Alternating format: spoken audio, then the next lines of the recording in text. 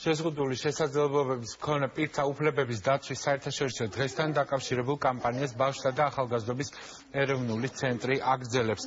ცენტრის თანამშრომლები და ამავე ორგანიზაციის ბენეფიციარები გუშინ კინოდარბაზში ფილმის ჩვენებას დაესწრნენ, რომელიც შეზღუდული შესაძლებლობების პირთა ცხოვრებაზე მოგვითხრობს. ფილმის დასრულების შემდეგ კი ცენტრის ადაპტირებულ სატრენაჟერო დარბაზში გადაინაცვლეს, სადაც ერთობლივად ივარჯიშეს.